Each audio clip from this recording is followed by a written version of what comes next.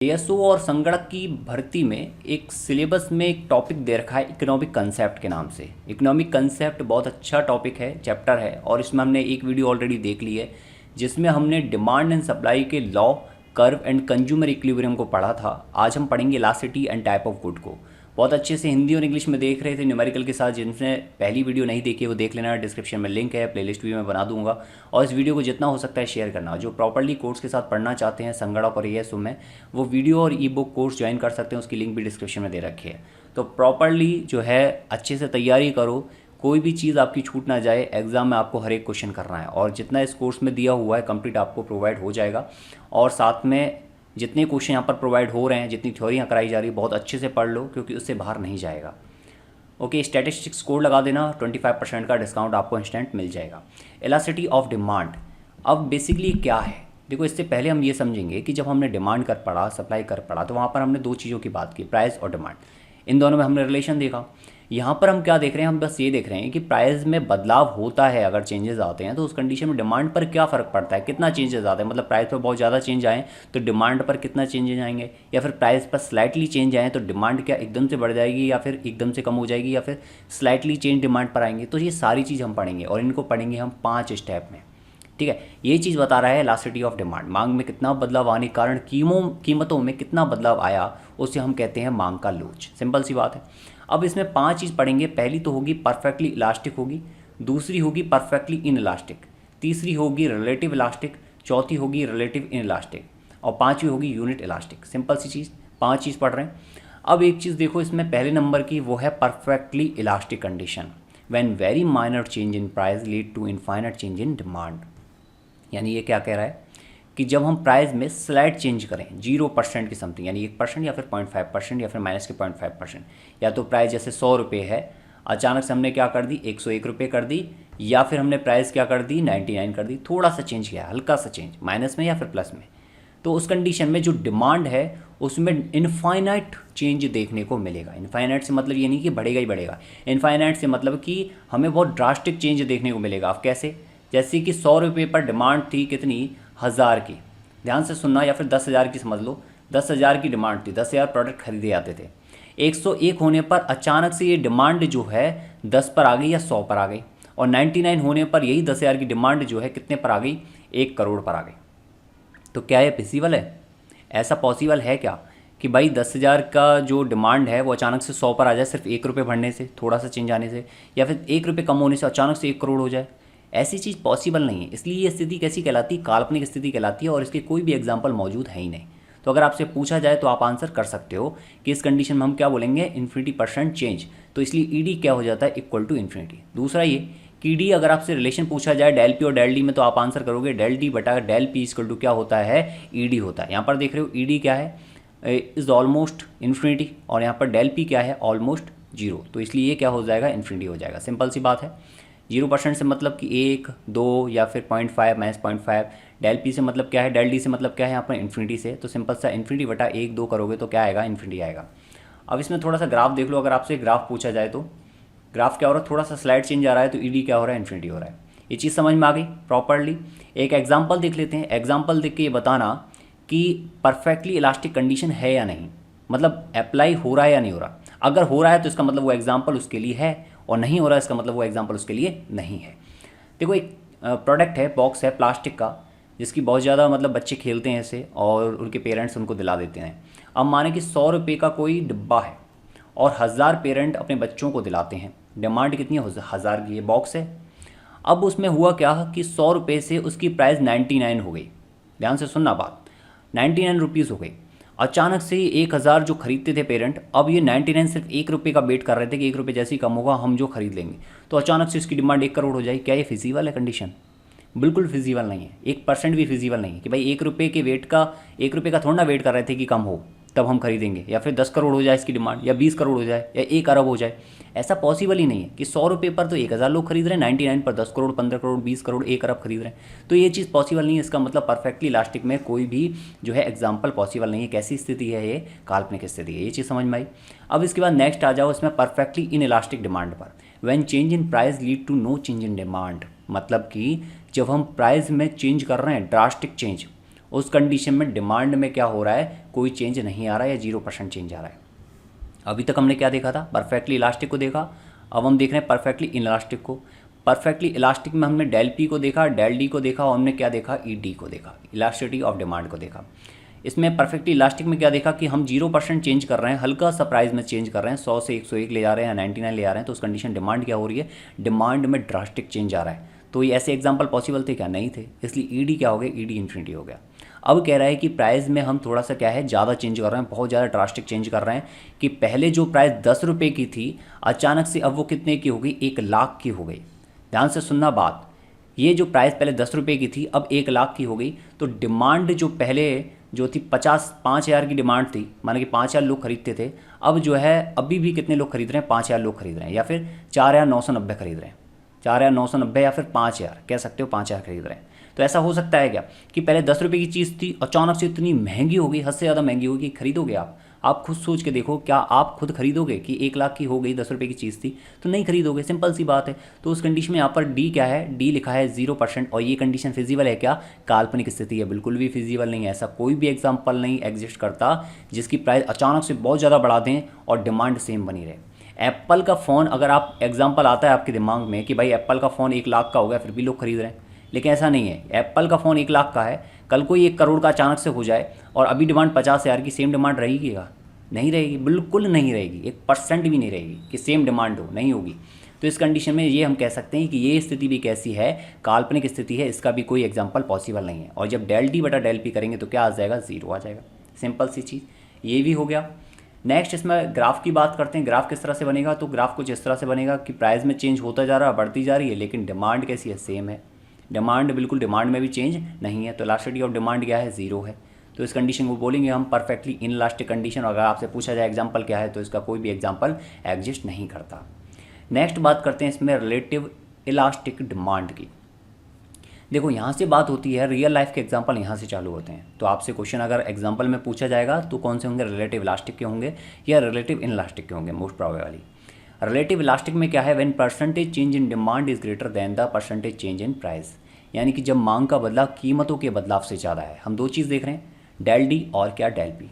जब del D में percentage change जो है वो ज़्यादा है किससे, डेल पी से, तो उस कंडीशन को हम बोलेंगे रिलेटिव इलास्टिक डिमांड कंडीशन। और ध्यान से देखो, हम ई डी को क्या लिख रहे हैं, ई डी को हम लिखते हैं डेल डी बटा क्या, डेल पी। अब यहाँ पर डेल डी बटा डेल पी है, सीधी सी बात, डेल डी बड़ा है डेल पी से, तो क्या हो जाएगा, ग्रेटर देन 1 हो जाएगा। तो ये चीज़ तो सॉल्व हो गई। अब इसको एग्जाम्पल के बेसिस पर देखते हैं। एक ट्रिक और याद कर लो इसके लिए, एक ट्रिक याद कर लो कि मिला तो ठीक, ओके, मिला तो ओके, और नहीं मिला, ना मिला तो भी ओके। ओके, ये ट्रिक याद कर लो। इसके लिए ट्रिक कैसे है कि आपको एग्जांपल पता करना है कि रिलेटिव इलास्टिक का है, इलास्टिक का है, या फिर जो है परफेक्टली इलास्टिक का है, परफेक्टली इलास्टिक का है। तो वहाँ आप इससे याद कर सकते हो कि मिला तो ओके, नहीं मिला तो ओके, लेकिन ऐसा नहीं है कि नहीं मिलेगा तो हम मर जाएंगे। ये बात ध्यान रखना, ये इस चीज़ को इंडिकेट करता है। अब इसमें एग्जाम्पल दे रखे हैं। एग्जाम्पल देखो कि जैसे लग्जरी आइटम, जैसे कार है, लग्जरी आइटम माना कि कोई कार है, रॉयल्स रॉयस है, ठीक है, RR रॉयल्स रॉयस।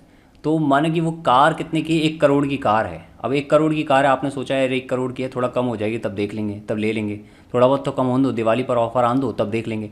अब वो ये कार क्या हुआ, 95 लाख की आ गई, हल्का सा चेंज आया। यहाँ पर पहले क्या है, एक भी माना कि 10 ही कंज्यूमर थे, तो अब कितने हो गए, 10 से सीधा बढ़कर 15 हो गए। पहले 10 लोग इसको खरीद रहे थे, अब कितना खरीद रहे हैं, अब 12 या 13 खरीद रहे हैं। तो यहाँ पर चेंज कितना आया, 30% का आया, ध्यान से देखना। और यहाँ पर चेंज कितना आया, 95 करोड़ नहीं है, 95 लाख है, 95 करोड़।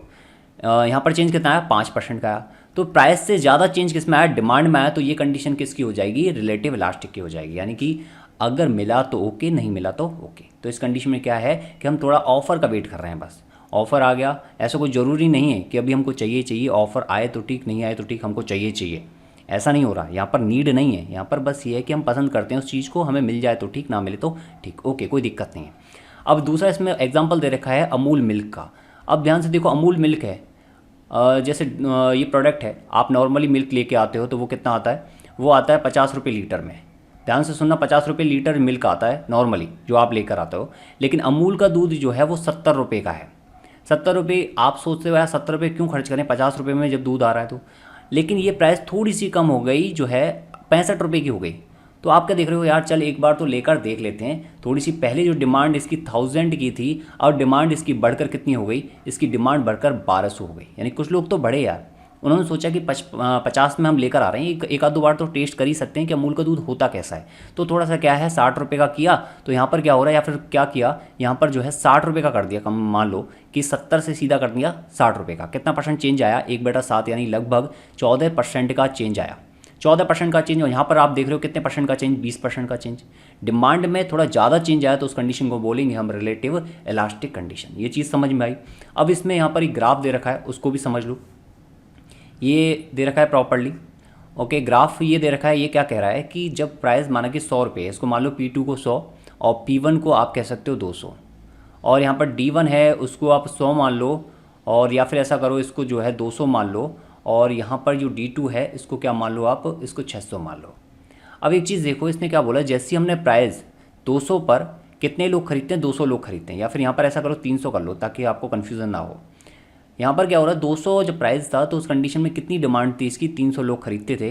लेकिन जैसे ही इसकी प्राइस में 50% की कटौती कर दी, क्या कर रहे हैं, 50% की कटौती, तो उस कंडीशन डिमांड क्या हो गई, डिमांड इसकी जो है 200% डिमांड बढ़ गई, 200%। ये 3 गुना हो गया है, लेकिन डिमांड कितनी बढ़ी है, 200% बढ़ी है। यहाँ पर कितना चेंज आया, 50% का चेंज आया। 50% कम कर दी तो डिमांड 200% बढ़ गई। यहाँ पर देख रहे हो कितना ड्रास्टिक चेंज आया है।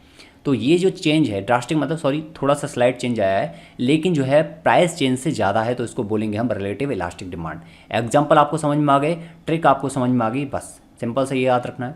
अब नेक्स्ट इसमें रिलेटिवली इनइलास्टिक डिमांड। ये आप ट्रिक से याद रख सकते हो कि इसके बिना हम रह नहीं सकते, ये हमें नीड है, हमारी आवश्यकता है, नीडी हैं हम इसके बिना कतई नहीं रह पाएंगे, चाहे कितना भी महंगा हो जाए। तो इस कंडीशन में क्या होता है कि कीमतों में बदलाव, जो चेंज इन प्राइस है वो greater than change in demand होता है। यानी डेल पी जो है क्या होगा, del P is greater than del D. In del D में जो परसेंट चेंज होगा डेल पी से क्या होगा, कम होगा। फॉर एग्जांपल क्या है, प्राइस बढ़ने से कोई फ़र्क नहीं पड़ेगा, डिमांड फिर भी क्या है लगभग बराबर रहेगी या फिर थोड़ी बहुत बढ़ेगी, कम नहीं होगी, थोड़ा बहुत कम होगी, लेकिन ऐसा नहीं कि बिल्कुल कम हो जाए, ज़्यादा चेंज नहीं आएगा। एक एग्जांपल ले लेते हैं, जैसे कि यहाँ पर लिखा हुआ है basic need like medicine, salt या फिर मिल्क। अब मेडिसिन को ले लेते हैं। पहले जो था मेडिसिन 100 रुपये की थी, ध्यान से सुनना, मेडिसिन कितने की थी, 100 रुपये की थी। या फिर आप ये समझ लो कि नमक जो है 100 रुपये का था, 100 रुपये किलो आता था नमक। और कंज्यूमर कितने थे, कंज्यूमर 1000 थे, जो भी कंज्यूमर है उतने ही थे। अब यहाँ पर क्या हो रहा है कि 100 रुपये से ये प्राइस बढ़ाकर कितनी कर दी, ये प्राइस बढ़ाकर 120 कर दी। ध्यान से देखना, इसमें परसेंटेज चेंज कितना आ रहा है, 20% का चेंज आ रहा है। कितने परसेंट का, 20% का चेंज है, ओके। बढ़ा दी प्राइस। अब प्राइस बढ़ाने पर क्या हो रहा है, जो डिमांड है आप देख रहे हो 1000 लोग खरीदते थे, अब ये थोड़े जो जिनका निम्न वर्ग होगा या जिनकी आय बहुत कम होगी, वो क्या करेंगे, थोड़ा सा कंजम्पशन कम करेंगे, कम खरीदेंगे। पहले मंथ में खरीदते थे, अब जो है 2 मंथ में एक बार खरीदेंगे। तो यहाँ पर जो 1000 लोगों की जगह जो है 990 लोग ही क्या हो रहे हैं, खरीद रहे हैं, या फिर हो सकता है 900 लोग ही हर मंथ खरीद रहे हैं। अब जो 10 लोग हैं या 100 लोग हैं वो हर 2 महीने में एक बार खरीदेंगे तो वो भी, लेकिन वो क्या करेंगे, अब थोड़ा कम कंज्यूम करेंगे, कम खाएंगे और थोड़े ज़्यादा टाइम में खरीदेंगे। तो यहाँ पर क्या हो, हर मंथ का अगर देख रहे हैं, पर मंथ हम डिमांड देख रहे हैं, तो उस कंडीशन में 1000 से कितनी हो गई, 900 हो गई। हर एक की जो इनकम है वो तो बराबर होती नहीं है। अब यहाँ पर कितना चेंज आया, यहाँ पर आप देख रहे हो सिर्फ 10% का चेंज आया, 100 पर 1000 कितना, 10% का चेंज। तो ये जो प्राइस में चेंज है वो कितना है, 20% का, और डिमांड में चेंज कितना है, 10% का। तो कितनी हो गई, ये ज़्यादा हो गई, प्राइस का चेंज ज़्यादा हो गया, किससे, डिमांड से। तो इस कंडीशन को बोलेंगे हम रिलेटिवली इनइलास्टिक कंडीशन। अब यहाँ पर ईडी निकालो, ईडी कैसे निकलेगा, डेल डी बटा del P, okay. Del P कितना है, ज़्यादा है, तो डेफिनेटली ये चीज़ ज़्यादा होगी। जैसे यहाँ पर 2 है, यहाँ पर 1 है, तो कितना आ जाएगा, 0.5 आ जाएगा। तो ये वैल्यू कितनी होगी, लेस देन 1 होगी। ये चीज़ समझ में आ गई। अब यहाँ पर बेसिक नीड लिखी है लाइक मेडिसिन, सॉल्ट, मिल्क, यानी मैंने आपको बताया ना ट्रिक, नीड जिसकी हमें आवश्यकता है, जो हम छोड़ नहीं सकते। ऐसा नहीं कि मिले तो ठीक, नहीं मिले तो ठीक। जैसे गेहूँ है, बाजरा है, या फिर पानी है, मिल्क है, तो ये हमें मिलेगा तो ठीक, नहीं मिले तो ठीक, ऐसा ज़रूरी नहीं भाई, ऐसी चीज़ नहीं है। ये हमें नीड है, हमें चाहिए ही चाहिए। बस हम ये है, प्राइस महंगी हो जाएगी, थोड़ा कम कंजम्पशन करेंगे। जैसे अभी क्या हो रहा है, पेट्रोल है, पेट्रोल हमारी नीड है एक तरह से, या फिर हम कह सकते हो गैस है, गैस हमें नीड है। गैस का सिलेंडर 400 से सीधा कितना हो गया, 800 हो गया, 900 हो गया, ओके। तो इस कंडीशन में ये है कि लोग थोड़ा कम कंज्यूम कर रहे हैं, उसकी जगह कुछ अल्टरनेट लेकर आ रहे हैं। लेकिन ऐसा नहीं होगा कि भैया डिमांड बिल्कुल भी ख़त्म हो गई। डिमांड थोड़ा बहुत ऊपर नीचे हुई है, कम हुई है, लेकिन ऐसा नहीं है कि बिल्कुल ही कम हो गई, ख़त्म हो गई, थोड़ा बहुत चेंज हो रहा है। तो उस कंडीशन में क्यों? क्योंकि ये कैसी हमारी आवश्यकताएं हैं, हमारी डेली आवश्यकताएं, ज़रूरतें हैं हमारी। तो इस कंडीशन को बोलेंगे हम रिलेटिवली इनलास्टिक डिमांड। डिमांड में ज़्यादा चेंज ना आए लेकिन प्राइस में जो है डिमांड से ज़्यादा चेंज आए, तो उस कंडीशन को हम रिलेटिवली इनलास्टिक बोलेंगे। इसमें ग्राफ देख लो, ग्राफ क्या कह रहा है कि जैसे हमने ग्राफ बनाया था वहाँ पर क्या हुआ था कि जो डिमांड है वो कुछ इस तरह से आ रही थी, डिमांड में ड्रास्टिक चेंज था। यहाँ पर क्या हो रहा है कि जो है प्राइस है उसमें ज़्यादा चेंज देखने को मिलेगा, आपको कुछ इस तरह से देखने को मिलेगा। ये ग्राफ कुछ इस तरह से बना सकते हो, ये जितना लेंथ है उससे ज़्यादा लेंथ यहाँ पर होगी, ठीक है। थोड़ा सा ये टिल्ड बन गया है लेकिन आप इस तरह से बना सकते हो इसको। इसमें क्या हो रहा है, जैसे कि ये प्राइस है कितनी, 100 रुपये की, ये प्राइस कितनी हो जाएगी 300 की, और यहाँ पर क्या है, यहाँ पर ये है डिमांड है 100 रुपये की, और ये डिमांड कितनी है 90 की, सॉरी ये कितनी है 120 की। यहाँ पर आप चेंज देख रहे हो, कितना चेंज आ रहा है, यहाँ चेंज आ रहा है कितने का, लगभग जो है 33% का, कितना 200 यानी 66% का चेंज है। माइनस प्लस नहीं देखना है आपको, 66 ऑलमोस्ट परसेंट का चेंज है। और यहाँ पर देख रहे हो कितना का, 20% का चेंज है। यानी प्राइस पे चेंज जो है वो डिमांड के चेंज से कैसा है, ज़्यादा है। तो ये कैसी कंडीशन हो गई, रिलेटिवली इनइलास्टिक कंडीशन हो गई, यानी अपेक्षाकृत स्थिर मांग। अब इसमें लास्ट है वो है यूनिटरी इलास्टिक। यूनिटरी इलास्टिक का मतलब क्या है कि when percent change in price equal two percent change in demand, यानी कि जितना हम प्राइस में चेंज कर रहे हैं उतना डिमांड में चेंज हो रहा है। जैसे कोई प्रोडक्ट है 100 रुपये का और उसकी प्राइस बढ़कर कितनी होगी, 150 रुपये हो गई। ध्यान से सुनना बात, कितनी हो गई उसकी 150 रुपये, कितना परसेंट चेंज आ गया, 50% चेंज आ गया। पहले 100 रुपये पर लोग खरीदते थे 200 लोग, और अब 150 पर कितने लोग खरीद रहे हैं, माने कि ओनली 100 लोग। यहाँ पर कितना चेंज आया, यहाँ पर देख रहे हो आप 50% कम हो गया। तो 50% ही प्राइस में चेंज हुआ, 50% ही जो है किस में चेंज हो गया, यहाँ पर जो है डिमांड में चेंज हो गया। तो अगर सेम चेंज आ रहा है प्राइस और डिमांड में, तो उस कंडीशन को हम बोलेंगे यूनिटरी इलास्टिक डिमांड। ओके, इस कंडीशन में क्या हो रहा है, सेम चीज़ हो रही है। तो यहाँ पर हम ईडी अगर निकालते हैं तो डेल डी बटा डेल पी क्या हो जाएगा, डेल डी बटा डेल पी दोनों इक्वल हैं तो क्या हो जाएगा, इक्वल टू 1 हो जाएगा। तो ये लेंथ ये लेंथ ये लेंथ बराबर हो जाएंगी, सिंपल सी बात है। ये वाली लेंथ और ये वाली लेंथ क्या हो जाएंगी, इक्वल हो जाएंगी। तो ये ग्राफ बनेगा बिल्कुल ही परफेक्ट बनेगा, बिल्कुल स्ट्रेट लाइन डाउनवर्ड साइड बनेगा। ये चीज़ समझ में आई। लेकिन ये भी कैसी कंडीशन है, ये भी काल्पनिक कंडीशन है। क्यों? क्योंकि कोई भी आप प्रोडक्ट ले लो उसमें ऐसा होता नहीं है। अगर ये होने लगे कि माने कि कोई टी है, माने कि चाय ले लो आप, चाय 100 रुपये की है और यहाँ पर क्या हो रहा है, 1000 लोग भरने लगे, 1000 लोग इसका प्रोडक्ट लेते हैं, इस पर्टिकुलर चाय का, चाय ABC के नाम से कोई चाय है, और अचानक से 100 से बढ़कर 200 रुपये हो गई। तो ऐसा थोड़ना है कि जस्ट आधे ग्राहक हो जाएंगे, ऐसा पॉसिबल नहीं है, ऐसा बिल्कुल भी फिजिबल नहीं है कि आधे ग्राहक हो जाएं। हो सकता है 900 रहें या फिर हो सकता है इसके 800 ग्राहक हो जाएं, कम हो, इसमें बड़ी बात नहीं है, कम हो सकते हैं। लेकिन ऐसा नहीं है कि यहाँ जस्ट दुगना हुआ तो जस्ट आधे ही हो जाएंगे इसके। यहाँ पर 50% का चेंज आया, 100% का चेंज आया तो जस्ट यहाँ पर 100% का चेंज आ जाएगा, 50% जो भी है वो चेंज सेम आ जाएगा, ऐसा नहीं होगा। तो ये कैसी कंडीशन है, ये काल्पनिक अवस्था है, तो इसके भी कोई भी एग्जाम्पल पॉसिबल नहीं है। अब इसमें कुछ न्यूमेरिकल दे रखे हैं, पहला न्यूमेरिकल हम करेंगे और कुछ न्यूमेरिकल आप भी करना, कमेंट बॉक्स में आंसर करना। If A price A product is change bye 30%, ये कह रहा है 30% प्राइस में चेंज हुआ है, डेल पी क्या है 30% है। इसने ये नहीं बोला है कि बढ़ी है या घटी है, ये सिर्फ बोला है चेंज हुआ है, कम भी हो सकती है बढ़ भी सकती है। बढ़ेगी तो डिमांड जो है क्या हो, कम हो जाएगी, और अगर प्राइस घटेगी तो डिमांड क्या होगी, बढ़ जाएगी। It's elasticity of demand is 0.3, यानी कि यहाँ पर ईडी कितना दे रखा है, वो ईडी दे रखा है 0.3। मांग का लोच कितना है 0.3। वस्तु की कीमत में बदलाव कितना हुआ है, डेल पी कितना दे रखा है आपको 30%। और यहाँ आपसे बोला है कि वस्तु की मांग कितनी बदली जाएगी, यानी कितना चेंज आपको यहाँ पर देखने को मिलेगा। सिंपल सी है, यही कह रहा है। अब एक देखो कि ईडी क्या होता है, ईडी होता है डेल डी बटा डेल पी। इसको थोड़ा सा छोड़ देना क्योंकि यहाँ पर थोड़ा गलत लिखा हुआ है। ओके, ये ED equal to del D बटा डेल पी है, यहाँ पर ये मल्टीप्लाई हो जाएगा। कैसे होगा, देखो ईडी कितना दे रखा है, ये दे रखा है 0.3। डेल डी आपको पता नहीं है, वही आपसे पूछा है वस्तु की मांग कितनी बदली होगी, और डेल पी आपको दे रखा है कितना 30% का। जब गुणा करोगे इससे 3 3 9, यानी कि डेल डी कितना आ जाएगा, डेल डी आ जाएगा इक्वल टू 9%। ठीक है, 3.3 इंटू 30, यानी 0 से पॉइंट हट जाएगा, 3 3 9%, यानी डेल डी में जो चेंज होगा वो क्या होगा, 9% का। अब आप कहोगे बढ़ेगी या घटेगी, सिंपल सी बात है, अगर प्राइस 30% बढ़ रही होगी तो डिमांड 9% घट जाएगी, अगर प्राइस जो है 30% घट रही होगी तो डिमांड जो है वो 9% बढ़ जाएगी। किस कंडीशन में, ईडी इक्वल टू 0.3 की कंडीशन में। ये बात समझ में आ गई। यहाँ पर थोड़ा सा बराबर लिख लेना, ये थोड़ा सा अच्छे से लिखा हुआ नहीं है, कोई दिक्कत नहीं है।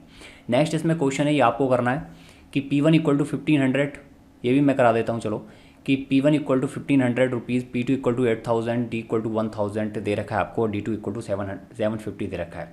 और आपको इलास्टिसिटी ऑफ डिमांड पता करनी है। इलास्टिसिटी ऑफ डिमांड क्या होती है? वो होता है percentage change in demand upon में परसेंटेज चेंज इन प्राइस। तो सबसे पहले हम निकालेंगे इसमें कि डेल डी क्या हुआ है। यहाँ पर मैं 8 लिखा हुआ था, मैंने इसको 3 कर दिया है। और सबसे पहले हम देखेंगे कि इसमें चेंज क्या है डिमांड में। डिमांड D1 पहले थी 1000 किलो की, अब खर्च हो रहा है कितना, 750 किलो। तो डेल डी कितना हुआ, पहले कितना था 1000 किलो, यानी कितना चेंज आया, 250 का चेंज आया। माइनस प्लस को ध्यान में नहीं रखना है। तो कितना चेंज आया, 250 का। और किस पर देखेंगे, स्टार्टिंग में कितनी थी, 1000 थी, इंटू 100 कर देंगे परसेंटेज के लिए, तो कितना हो गया है, 25%। कितनी डिमांड हो गई है, 25%। सिंपल सी बात है, डिमांड में चेंज कितना, 25% का। अब डेल पी निकालो, डेल पी कितना हो गया, पहले था 1500 रुपये का, अब हो गया है 3000 रुपये का, क्योंकि देखो प्राइस बढ़ेगी तो डिमांड क्या होगी, कम होगी। सिंपल सी बात है। तो यहाँ पर ये चीज़ इंडिकेट कर रहा है। अब यहाँ पर प्राइस में चेंज कितना आया, 1500 रुपये का। किस पर देखेंगे हम, 1500 पर ही देखेंगे, स्टार्टिंग प्राइस पर ही देखेंगे कितना चेंज, यहाँ से ही तो देखेंगे। तो इंटू 100 कितना हो गया, ये 100% का चेंज हो गया। ठीक है, प्राइस में चेंज 100% का, डेली में चेंज 25 का, तो 25/100 कितना हो गया, 1/4, या फिर आप कह सकते हो 0.25 क्या हो गई, इसकी इलास्टिसिटी ऑफ डिमांड हो गई। ये चीज़ समझ में आई सबको? ये चीज़ सबको समझ में आनी चाहिए कि हमने कैसे कैलकुलेट किया है। बहुत आसान है, सिंपल सा डेल डी बटा डेल पी करना है। डेल डी कैसे निकालोगे, माइनस प्लस का ध्यान नहीं रखना है। सिंपल सा आपको ये देखना है कि चेंज कितना है, माइनस में चेंज है या प्लस में चेंज है। क्योंकि यहाँ अगर माइनस में होगा तो नीचे वाला प्लस में होगा, नीचे वाला प्लस में है, नीचे वाला माइनस में है तो ऊपर वाला क्या होगा, प्लस में होगा। इसको प्रॉपर्ली लिख दिया है मैंने, इस तरह से कर देंगे और सेम चीज़ यहाँ पर आपका डेल पी निकल जाएगा। देन आप कैलकुलेट करके, हमको माइनस साइन इग्नोर करना है, और इलास्टिसिटी ऑफ डिमांड कितनी आ जाएगी, 0.25 आ जाएगी। नेक्स्ट ये क्वेश्चन है, इसको आपको खुद करना है। मैं आपको बस हिंट दे देता हूँ। इसमें मांग का लोच यानी कि ईडी कितना दे रखा है आपको, 0.6 दे रखा है। एक वस्तु की कीमत से बदली है, यानी कि चेंज प्राइस में कितना है, जो है वो है 93.79%। माइनस प्लस को ध्यान में नहीं रखना है। तो ये कौन सी स्थिति में रखा जाएगा, ओके।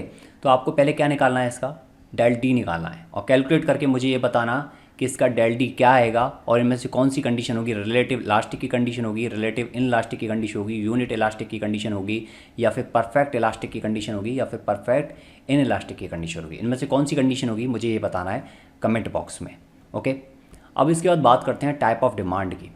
देखो, टाइप ऑफ डिमांड बहुत अच्छा टॉपिक है, बहुत ही बेमिसाल टॉपिक है, और इससे हम छोटे से चार्ट में इसको पूरी तरह से समझ लेंगे। इनकम पर बेस्ड होता है, प्राइस पर बेस्ड होता है कि इनकम बढ़ती है तब क्या फ़र्क पड़ता है डिमांड पर, और प्राइस जब बढ़ती है तब क्या फ़र्क पड़ता है डिमांड पर। तो इसको हम अच्छे से समझेंगे, और ये आपसे क्वेश्चन पूछा जा सकता है कि पर्टिकुलर जो गुड हैं वो किसके अंडर में आते हैं, उन पर इनकम का क्या फ़र्क पड़ता है। तो ये देखो, हालांकि ये अलग से आपका मेंशन नहीं है, लेकिन ये जो है कंज्यूमर इक्विलिब्रियम में ये काउंट होता है, और कंज्यूमर इक्विलिब्रियम जो है वो डिमांड एंड सप्लाई में काउंट होता है। तो सिंपल सा इनडायरेक्टली ये आपके सिलेबस में ही है। इनकम डिमांड क्या है, देखो इनकम डिमांड से मतलब ये है कि जब इनकम से डिमांड पर क्या फ़र्क पड़े, तो उसके लिए 2 गुड डिसाइड किए गए, नॉर्मल और इन्फीरियर गुड्स। ठीक है, नॉर्मल और इन्फीरियर में क्या अंतर है। नॉर्मल से मतलब कि कुछ भी हो सकता है, जैसे कि लग्जरी सामान है, ठीक है, लग्जरी सामान से मतलब गोल्ड है, गोल्ड ले सकते हो, या फिर जो है डायमंड ले सकते हो। ये सारे कैसे हैं, लग्जरी आइटम है। लग्जरी आइटम से मतलब ये है, इसका मतलब क्यों दे रहा हूँ मैं, इसका एग्जांपल क्यों दे रहा हूँ कि इनकम, जैसे किसी पर्सन की इनकम 1 लाख रुपये, ध्यान से सुनना, 10,000 रुपये है, 10,000 रुपये पर मंथ कमाता है, तो क्या वो गोल्ड अफोर्ड कर पाएगा, नहीं कर पाएगा। वो सोचता है कि मैं गोल्ड लूँगा, लेकिन वो नहीं कर पाता। अगर किसी पर्सन की जो इनकम है वो 1,000 है, और वो आइसक्रीम खाना चाहता है, ठीक है, वो आइसक्रीम का बहुत दीवाना है और आइसक्रीम खाना चाहता है, तो आइसक्रीम खा सकता है हर दिन, नहीं खा सकता, क्योंकि आइसक्रीम कितनी 25, 30, 50 रुपये की आती है, वो अच्छी से अच्छी आइसक्रीम खाना चाहता, नहीं खा सकता। तो यहाँ पर क्या है, अगर उसकी इनकम बढ़ जाती है, माने कितनी हो जाती है, 1 लाख इनकम हो जाती है, तो वो थोड़ा सा क्या होगा, गोल्ड खरीद लेगा, डायमंड खरीद लेगा, और क्या होगा, आइसक्रीम भी खा लेगा। तो यहाँ पर चीज़ें क्या हो रही हैं कि जो महंगी चीज़ें हैं, ठीक है, जिनको अवॉइड करना चाहिए, वो इनकम बढ़ने पर उनकी डिमांड कैसी हो रही है, बढ़ रही है। तो ये गुड्स किस में आते हैं, नॉर्मल गुड्स में आते हैं। लेकिन जैसी इनकम कम हो जाती है, डिमांड कैसी हो जाती है, कम हो जाती है। कोरोना काल में लोगों ने क्या है, परचेजिंग करना बंद कर दिया, महंगी महंगी चीज़ें खरीदना बंद कर दिया, क्योंकि इनकम क्या हो गई, कम हो गई। ये चीज़ समझ लो, बहुत अच्छा एग्जाम्पल है कोरोना काल। अब दूसरा इसके बाद है इन्फीरियर गुड्स। इन्फीरियर गुड्स में क्या होता है, जैसी इनकम बढ़ी, इनकम बढ़ने के बाद आपने डिमांड क्या है उसकी रखी नहीं, छोड़ दिया उसको, बिल्कुल भी छोड़ दिया, जैसे कि बाजरा, ओके, बाजरा या फिर ब्रेड, ये बहुत अच्छे एग्जाम्पल हैं। बाजरा, ब्रेड, ये ऐसी चीज़ें हैं, जब जैसी आपकी इनकम बढ़ती है तो आप सोचते हैं मैं क्यों खाऊं ब्रेड, ब्रेड तो गरीब लोग खाते हैं, मैं तो जो है आइसक्रीम खाऊंगा या फिर पिज़्ज़ा खाऊंगा, बर्गर खाऊंगा। तो इनकम बढ़ने के बाद जिसकी डिमांड कम हो जाए वो क्या चीज़ होगी, इन्फीरियर गुड्स होंगे। और ये किस में आते हैं, इनकम के दो पार्ट बना रखे हैं, नॉर्मल और इन्फीरियर गुड्स या फिर गुड्स सिंपल। तो उसको हम किस तरह समझ सकते हैं कि इनकम जैसे बढ़ेगी डिमांड कम हो जाएगी, तो वो कैसे हैं, इन्फीरियर गुड्स हैं, लाइक बाजरा है, ब्रेड है, ये सारी चीज़ें इसमें आ जाएंगी। नॉर्मल गुड में क्या आएगा, थोड़ा सा महंगी चीज़ें आएंगी जिनको इनकम बढ़ने पर लोग सोचते हैं कि हाँ अब खरीद सकते हैं, अब हम अपने मन की चीज़ें कर सकते हैं, तो ये किस में आएंगी, नॉर्मल गुड में आ जाएंगी। ये चीज़ समझ में आ गई प्रॉपर्ली। अब इसके बाद ये आओ क्रॉस डिमांड में। क्रॉस डिमांड से मतलब क्या होता है, क्रॉस डिमांड से मतलब ये है कि जब प्राइस बढ़े या घटे उस संदर्भ में डिमांड पर क्या फ़र्क पड़ेगा। यहाँ पर तो हम देख रहे थे इनकम और डिमांड के बीच में क्या फ़र्क पड़ रहा है। इनकम बढ़ रही है तो महंगी चीज़ों को खरीदने की जो डिमांड है वो बढ़ रही है, मांग बढ़ रही है। और यहाँ पर हम देख रहे हैं प्राइस से क्या फ़र्क पड़ रहा है। तो हमने इसको भी दो पार्ट में किया, एक तो सब्स्टिट्यूट, एक है कॉम्प्लीमेंट। सब्स्टिट्यूट मतलब ये है कि जैसे चाय है, अगर आप चाय नहीं पीते तो आपके दिमाग में क्या आता है, नहीं नहीं मैं चाय नहीं पीता। आपसे पूछा जाता है कि आप चाय लोगे या कॉफ़ी लोगे या फिर ठंडा लोगे, ठीक है। गर्म चीज़ों में पूछा जाता है तो चाय लोगे, कॉफ़ी लोगे या सूप लोगे। तो मतलब कि सब्स्टिट्यूट मौजूद हैं, अगर आप ये नहीं लोगे तो ये भी ले सकते हो। अब यहाँ पर ये कॉम्प्लीमेंट का मतलब क्या है कि भाई ये कार आपने ख़रीद ली तो क्या पानी से चलाओगे, डीजल या पेट्रोल से चलाओगे। पेट्रोल की कार है तो पेट्रोल से ही चलेगी। तो कार लोगे तो डेफिनेटली आपको पेट्रोल तो लेना ही पड़ेगा, सिंपल सी बात। तो ये कॉम्प्लीमेंट है, ये तो आपको मिलेगा ही मिलेगा, ये हमारी तरफ से कॉम्प्लीमेंट है। आप ये खरीद रहे हो तो ये हमारी तरफ से ये ले लो, तो ये चीज़ होती है कॉम्प्लीमेंट। यहाँ पर क्या सब्स्टिट्यूट यानी कि इसके अलावा दूसरा विकल्प, ये होता है सब्स्टिट्यूट। सिंपल सी चीज़ है। अब यहाँ पर आप देखो कि प्राइस आपने बढ़ाई किसकी, प्राइस आपने बढ़ाई चाय की। चाय आपने बढ़ा दी, प्राइस बहुत ज़्यादा महंगी कर दी, तो लोग किस पर आ जाएंगे, कॉफ़ी पर आ जाएंगे। कॉफ़ी की क्या हो जाएगी, डिमांड बढ़ने लग जाएगी। ये चीज़ समझ में आई। प्राइस अगर चाय की प्राइस बढ़ने लग गई तो कॉफ़ी की डिमांड बढ़ने लग जाएगी, लोग इसको जो है चाय को कम खरीदने लगेंगे, तो डेफिनेटली जो है कॉफ़ी की तरफ मूव कर जाएंगे। या फिर जो है कॉफ़ी की प्राइस बढ़ गई तो उस कंडीशन में क्या होगा, डिमांड कम हो जाएगी कॉफ़ी की, और चाय की डिमांड क्या होगी, बढ़ जाएगी। तो यहाँ पर क्या हो रहा है कि जिस एक की प्राइस बढ़ रही है उसके सब्स्टिट्यूट की प्राइस जो है, जो डिमांड है वो क्या हो रही, बढ़ रही है। यानी अगर टी की प्राइस बढ़ेगी तो कॉफ़ी की डिमांड क्या होगी, बढ़ेगी। या फिर कॉफ़ी की प्राइस बढ़ेगी तो टी की डिमांड क्या होगी, बढ़ेगी। चीज़ समझ में आई। दोबारा समझा देता हूँ कि जैसे प्राइस यहाँ पर क्या हुआ, 100 से 1000 हो गई, तो इसकी तो डिमांड कम हो गई चाय की, और लोग कहाँ पर मूव कर गए, कॉफ़ी की तरफ मूव कर गए। या फिर कॉफ़ी की प्राइस बढ़ गई तो लोग कहाँ पर मूव कर गए, चाय की तरफ मूव कर गए। ये चीज़ समझ में आई। इसका दूसरा उल्टा भी है, सेम चीज़ यहाँ पर उल्टा दे रखा है। और सेम इसमें कॉम्प्लीमेंट में ये है कि जैसे आपने पेट्रोल खरीदा, कार खरीदी माना कि 10 लाख की कार थी, ठीक है। 10 लाख की कार थी तो आप क्या देखोगे, पेट्रोल भी तो देखोगे। पेट्रोल देखोगे, इसका मतलब ये है कि यहाँ पर क्या, अगर ये 10 लाख की कार है और एक कार है 5 लाख की, ध्यान से सुनना, और एक कार है 1 लाख की, नैनो है। अब यहाँ पर आप खरीदने जा रहे हो ये जो कार है। अब इसमें क्या है, पेट्रोल जो डलेगा उसकी रेट तो सेम है। तो यहाँ जब इस कार को खरीद रहे हो उस कंडीशन में क्या है कि जो पेट्रोल की डिमांड है वो कम हो जाएगी। क्यों कि ऐसी कार खरीदने वाले लोग कितने, बहुत कम हैं। अगर सभी कार की कीमत बहुत ज़्यादा हो जाए तो उस कंडीशन पेट्रोल की डिमांड कैसी हो जाएगी, कम हो जाएगी। उसका कारण क्या है, क्योंकि कार की डिमांड भी कम हो रही है, सिंपल सी बात है। यहाँ कार की डिमांड कम हो रही है, सेम पेट्रोल की डिमांड भी कम हो जाएगी। लेकिन यहाँ पर क्या था कि टी की डिमांड कम हो रही है लेकिन कॉफ़ी की डिमांड बढ़ जाएगी।